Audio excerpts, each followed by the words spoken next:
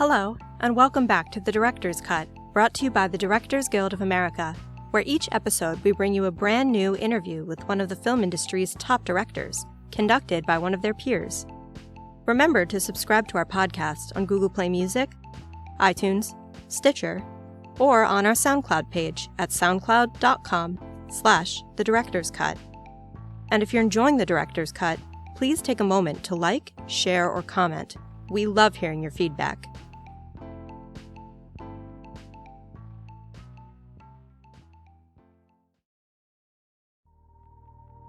This episode takes us behind the scenes of director Joe Wright's new drama, Darkest Hour. Set during the early days of World War II, the film tells the story of how Winston Churchill wrestled with the decision of whether to negotiate with Adolf Hitler or continue to fight against incredible odds, with the full knowledge that the fate of Western Europe would hang in the balance.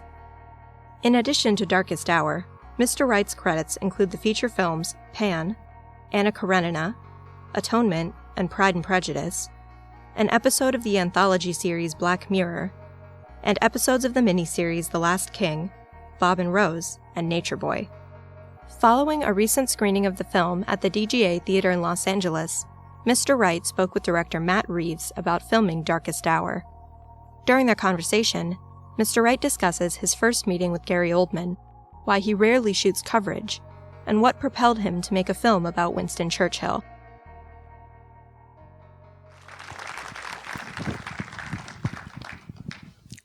Congratulations. Hello. Thank you. And a beautiful film, and so beautifully directed. I just want to talk to you, since we're here at the DGA, about process, about the way you work. And let's just start at the beginning. What draws you to this is obviously, it's an incredible story. So there's that. But is there some other level or something sort of unspoken that kind of drew you to it as well? Or how did it come about? How did this come to you? Well, I was sent the... hello, everybody. Hi. I'm really... I was saying to Matt outside, I'm a little bit nervous being at the DGA and so on. So, there we go. That's out the way. Right, yeah. Right, so I was sent the screenplay in January 2016, and I... All right, honestly, what happened was... I read the script, I laughed, I cried. I thought it was an extraordinary story. But I was once told that if there were a script that you knew a secret about, then that's the one you should do. Mm-hmm. And I felt like I identified with Winston Churchill, which I hope isn't too grand a statement. But I had just made this movie, Pan, which was my first foray into the big studio world, and it had lost probably about $100 million, and had been universally slated. And I went into a kind of crisis of confidence and self-doubt, and I thought that maybe the industry had no place for me, and I didn't understand the audience anymore, and maybe I should just retreat to the theatre. And then I read this script, and it was about doubt, and it was about a moment of a crisis of self-confidence, and it was about how that doubt could be turned into something positive, and that doubt was a key component in the attainment of wisdom. And I thought, you know what, I'm going to try this, and if it doesn't work, then I'll stop, And also, I just wanted to do drama. I didn't want to do, big bang, flash, wallop. I just wanted to do as interior and as concentrated drama. It's what I love. It's what I grew up loving, and hopefully, it's what I'm best at. Well, that's remarkable. Are you when you read it? Was your first thought? I know that was it your idea for Gary, or how did that come about? Yeah, it was. I thought, so then it comes, okay, is this really, is there an audience for this movie? I'm not sure that I would go and see a movie about Winston Churchill. And then I kind of thought, because I was thinking of the classic Churchill type actors. And then I thought of Gary. And I thought, well, I'd go and see Gary Oldman play Winston Churchill. I'd pay money to go and see that. And Gary, I grew up in London without much means in the 80s and 90s, and Gary was the Don, he was the geezer. He was the greatest actor of his generation, I believe. And so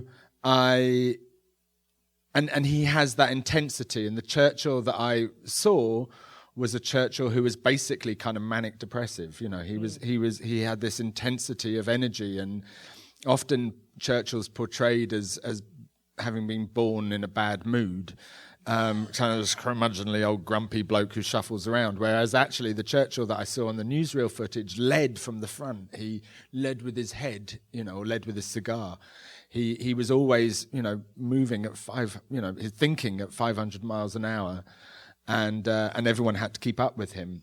And then he'd have these moments of crash, and despair. And so Gary, as we know from his body of work, is quite good at intensity, and so he seemed like the man for the job.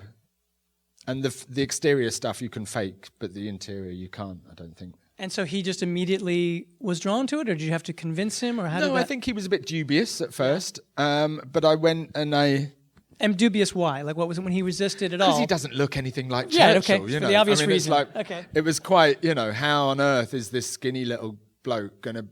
Skinny little bloke, that's not very nice. But how on earth is he going to play Churchill? But he was intrigued, nevertheless. It's like a Falstaff or a King Lear or something. So I went and met him. On the way over, on the way to his house, his manager picked me up and was driving me to his house. And on the drive, he said, "Gary's very nervous." And I was like, yeah, right, he's Gary Oldman, I'm nervous. And I arrived and I found Gary a little bit kind of shaky. And I thought, oh, he is nervous. He's just like any other actor. He needs to feel loved and supported and encouraged, really, and trusted. And so I set about doing that. And you have to love all of your actors, you have to love them. And so I think that's what kind of brought him in, maybe. Mm-hmm, mm-hmm. And then so Kazu, who did the makeup, I have to say this is the most incredible makeup I think I've ever seen in a movie. It's astonishing. I truly look at it and I'm astonished. It's amazing. And I think what's incredible about it is that, first of all, I can't tell that it's makeup. It doesn't look like Gary at all. And there's no CGI. That's what I was going to ask you. Zero. Okay, so there's none. So basically, Kazu is a genius. Yeah. And the other thing is that what's amazing about it is that not only is it a total transformation. I mean, that could have been like this guy. Like, it doesn't have to be Gary, right? You're like, who's that guy? Yeah. I mean, that's it. And obviously, the huge part of that is Gary and what he's done, which is incredible. But that mixture of the two, and I guess what blows me away is like how much is that he can emote through it so that you're able to connect to him, so that you're able to go on this journey where it could be this feat where you're just sitting there going like, well, yeah, there's this wonderful makeup, but it's much more than that. So and that's, I think, the thing that makes it incredible is not only can I tell that it's makeup, but that you're able to read his performance so beautifully through it. And how was that arrived at? What kind of process was that? Well, different actors act with different parts of their faces, right? Gary acts with this part of his face, so I knew that no prosthetics could go on that area. Okay. He also acts with his kind of bottom lip a lot, so nothing could go there. Right. And then it was basically a process of trial and error, and we spent 6 months developing the makeup.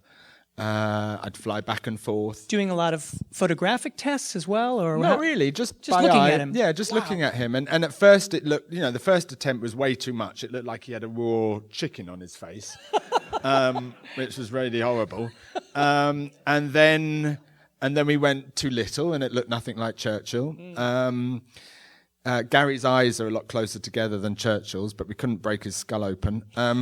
So we found, and I think in the end we found a sweet spot between looking like Churchill and allowing accessibility to Gary's performance. It's all, the makeup is basically all around there.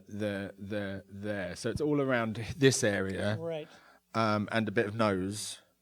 And then was his hair shaved up here? He shaved his head every day. Right. It's a very slight wig. He spent 4 hours in makeup every morning. Wow. I didn't actually see Gary for 3 months while we were filming. Wow. Apart from when he turned up for Christmas dinner at my house, and it was like this stranger. It was a bit odd. Didn't recognize him. And were there limits in terms of, not to dwell on this too much, but just because I'm so blown away by it, were there limits in terms of how you would shoot it? Like when you looked at him, was it just looking at like it looked the way it does? Yeah. Like, yeah. I pushed in further and further and further until the day when we shot the scene where he's on the telephone to Roosevelt, and I found myself going that tight. Yeah. And I couldn't see it.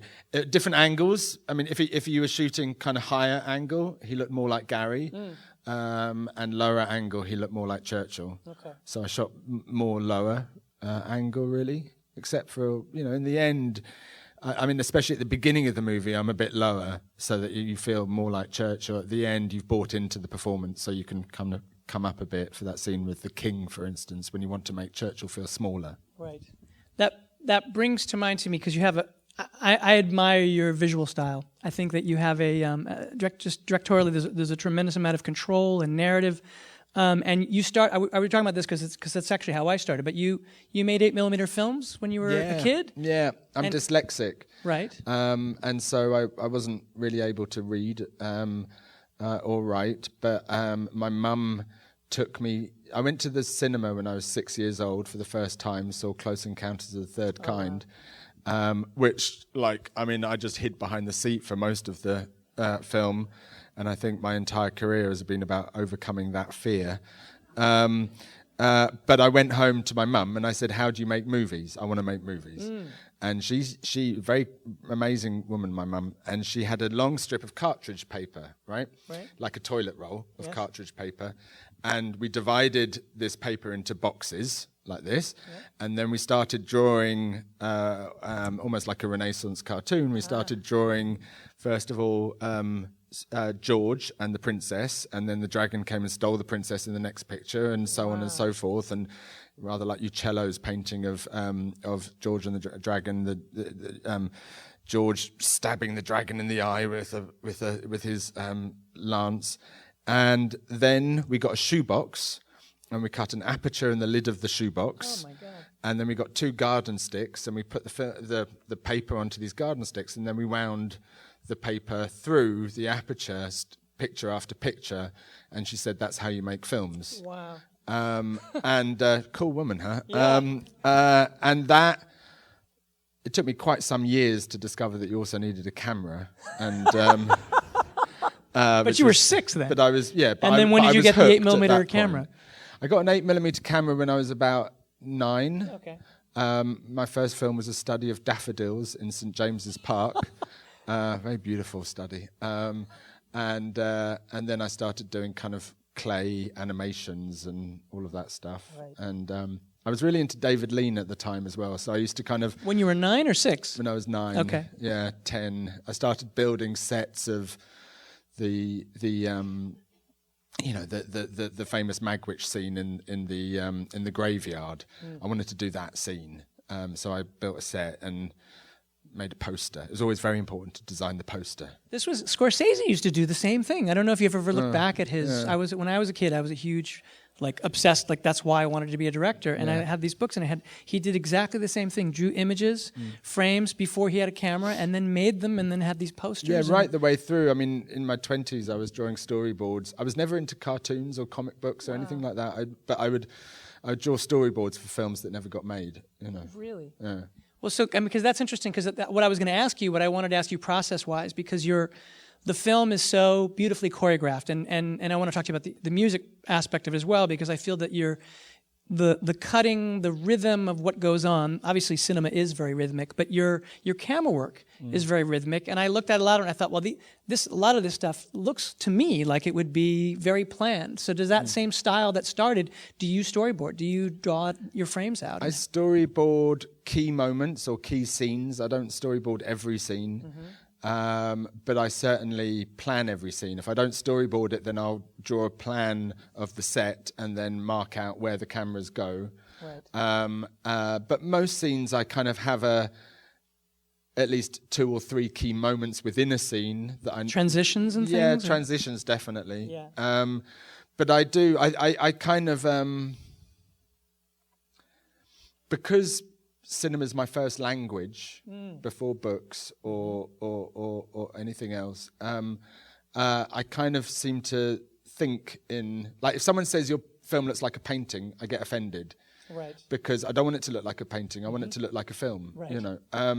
And when I'm imagining the film, I'm imagining sound and image working 50-50 in relation to each other in a time-based media. You know. I always love Tarkovsky's sculpting in time as a concept, sure. You know, and so I think in kind of moments of time, and often that's a cut, that's right. 2 images juxtaposed or whatever. And the it's interesting because I was noticing certain things that would scare me, and yet you do them very boldly, and it has to do with the rhythm of what you're doing in terms of a shot, but also in relation to performance. Like there were some, in the speech at the end, there are some camera movements that are timed out very specifically to passages. And it made me wonder how you work with Gary, how you work with actors. Do you have a rehearsal period? I do, yeah. I mean, that's like 6 questions. So having spent a lot of time thinking about how the film works in my head, seeing the film in my head, I then spend 2 weeks with the cinematographer, and we go through every scene, talking about light and light direction. This is 2 weeks in prep? Yes, okay. In prep.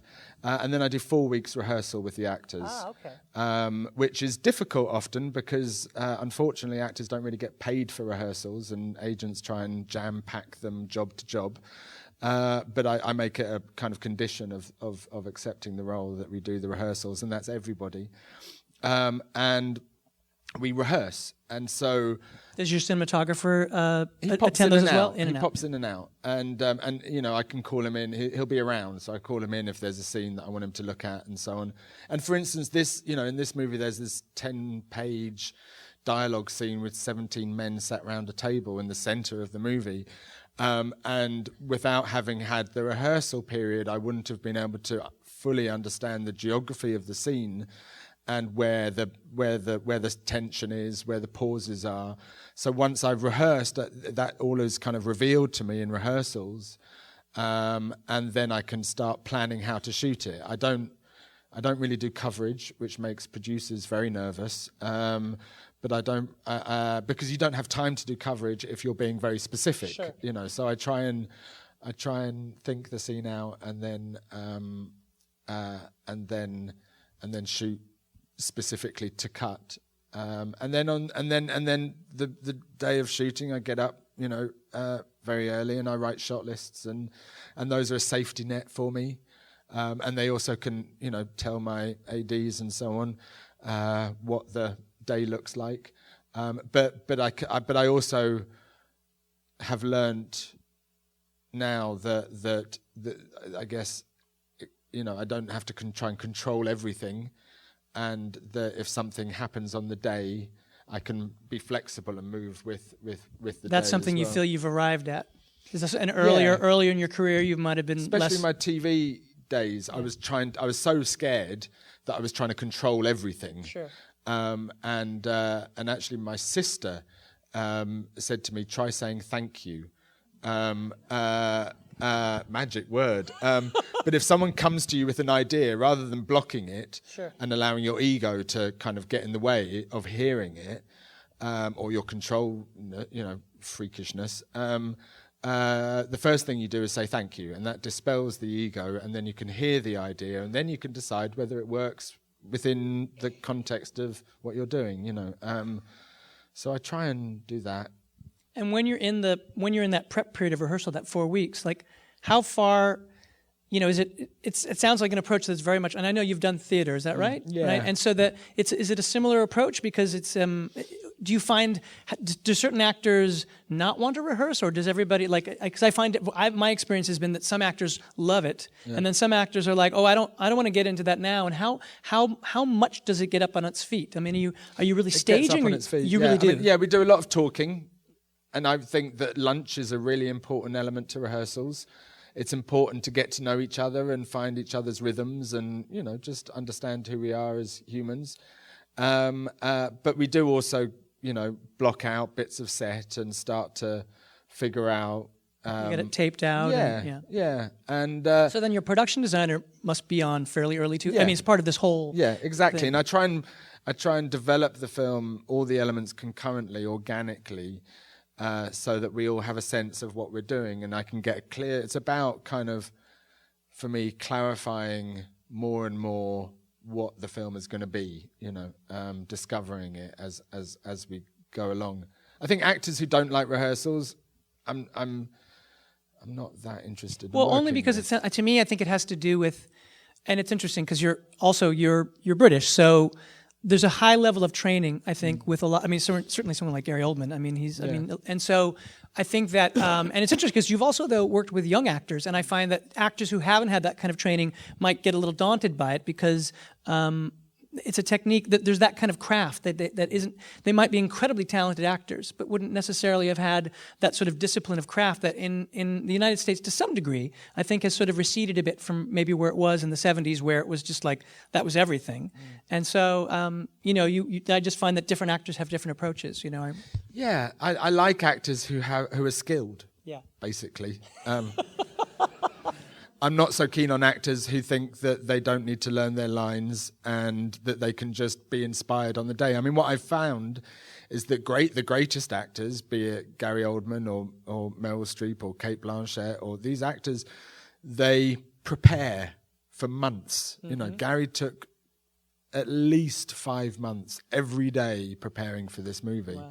And that means that they arrive on set and are free to be inspired. Yeah. Whereas some younger actors who are more kind of brought up in the Hollywood world feel like they're just going to turn up and be inspired on the day, and it's about just being in the moment. And it is about all of that, but Sure. you have to have that prep first. Yeah. You have to have done your homework.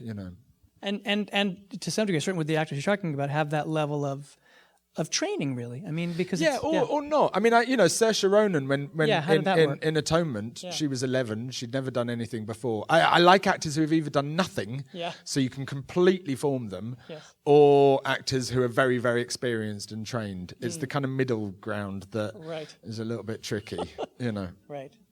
And you were describing... But with Saoirse in Atonement, for instance, Saoirse, that, she was 11. We spent 4 weeks rehearsing. She spent a lot of time with Vanessa Redgrave. We would do exercises where they would copy each other's movements. I mean, it's very touching to see Saoirse and Vanessa together, but we would do kind of a lot of exercises, less on your feet stuff, but also just making sure that she knew her lines and she understood who Brian Italis was, and and gaining a trust in Keira and James McAvoy and all of that stuff, and also figuring out actors often hold tension in a place. Right. Like James McAvoy always held his tension in his jaw, so he slightly jutted his jaw out, and that takes a few days to figure out what he's doing. And then when you say release your jaw, stop doing that, release your jaw. Right. You find that he relaxes, and suddenly you get this performance, and Right. something new and raw and emotional and vulnerable, and all of that stuff comes through. And then we were talking earlier, because I find this, when you describe this process of trying to get everything to move concurrently, that includes even the music you were saying, which I thought was fascinating. Yeah, Dario Marianelli, who, all of these people, Dario Marianelli, Sarah Greenwood, Jacqueline Duran, are people who have worked with me for many years, and we trust each other, and I wouldn't, I certainly wouldn't be here tonight without them. And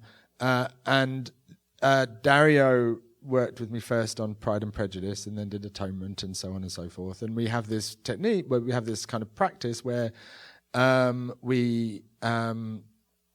show him the script, and he starts writing the score based on the script.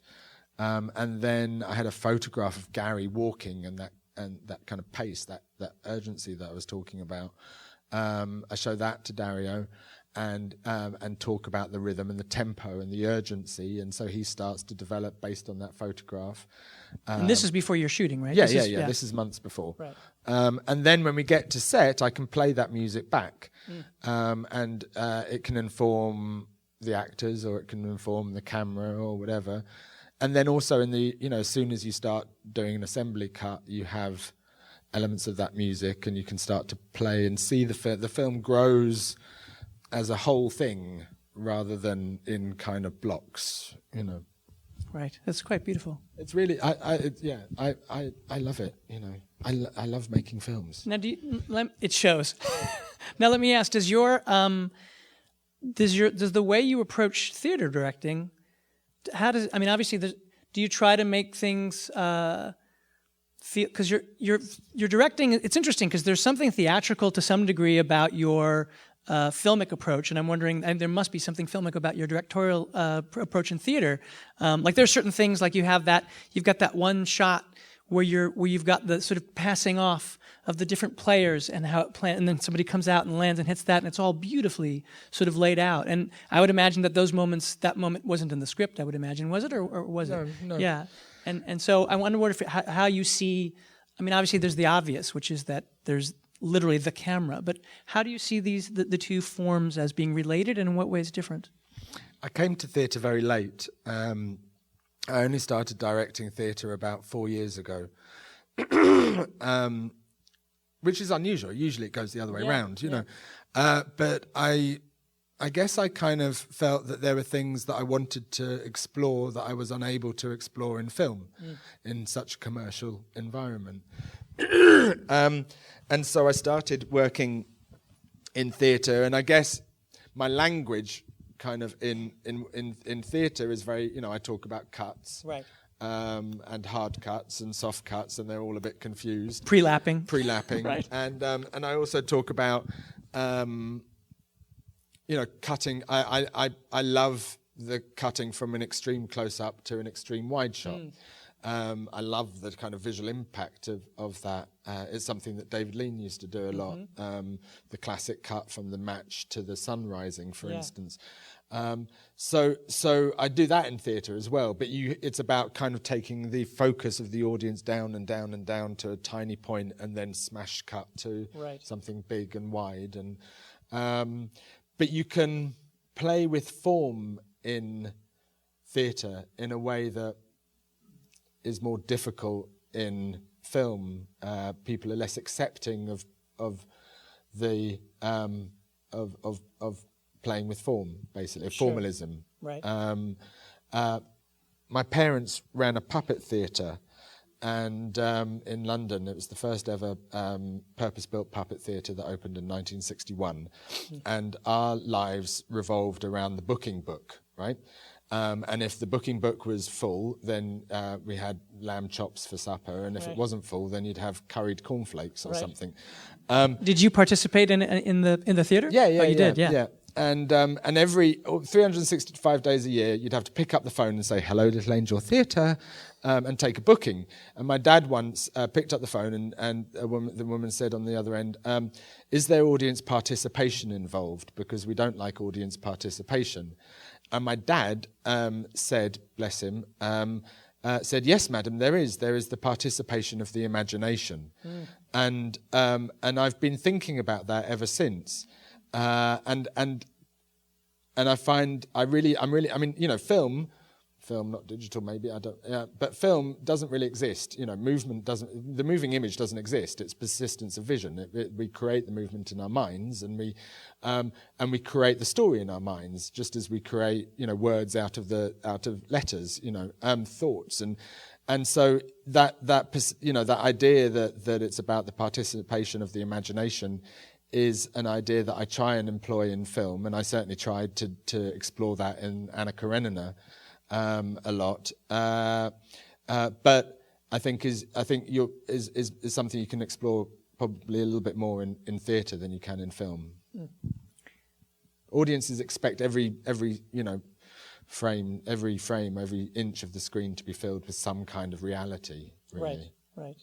And do you? They're telling me I have one, but I still want to keep going because I have a million questions I could ask you. But you mentioned lean. When you begin a movie like this, what kind of research do you do? I'm sorry, that's not a 1-minute question, but still, I'm interested. A lot. I read as much as possible, although the required reading for Churchill is extreme. He wrote more words than Shakespeare himself, and then there's everything else written about him. Right. But I read as much as possible. I look at filmic research, Pathé newsreel. I look at documentaries of the period. I find really useful. British documentary. I find really useful photographs, thousands and thousands of photographs. And then I also, I find myself drawn to certain. After that experience of Pan, when I was really low, I met up with Alfonso Cuarón and was talking to him about it, and he gave me a very good piece of advice. He said, "Why don't you go and watch all the films that you fell in love with and made you fall in love with film?" So I did that, and I spent a few months just watching movies on my sofa. What did you watch? And I found that I watched everything that I ever loved, like Scorsese and Lynch and Tarkovsky and Bergman and Kurosawa and all the greats, and Robert Bresson I'm a particular fan of. But I also found at that time that I was really drawn to Hitchcock and the economy and the specificity of his mise en scène and his choice of shots. And so I think probably in terms of research, this film is most kind of inspired by Bresson and Hitchcock. Oh, wow. Yeah. That makes sense. It does have that the rhythmic kind of language style that you describe as being your language. It's very apparent in the movie. I guess they're telling me I'm done. So I just want to say congratulations. Wonderful film. Thank you. And Thank you very, very much. Yeah. Thank you. Yeah, it's great, huh? Thanks for listening to another DGA Q&A. If you'd like to hear more from the moderator of this interview, Director Matt Reeves, check out episode 82, which features Mr. Reeves discussing his summer film, War for the Planet of the Apes, with director Drew Goddard. You can find past episodes of the Director's Cut wherever you listen to podcasts. As we get deeper into award season, we'll continue to give you director-focused conversations about this year's most anticipated films. So be sure to subscribe to our podcast to stay up to date on the great discussions we have coming up. And if you're enjoying the podcast, please like, share, and leave us a review. We'd love to hear your feedback. Thanks again for listening, and have a great week. This podcast is produced by the Directors Guild of America. Music is by Dan Wally.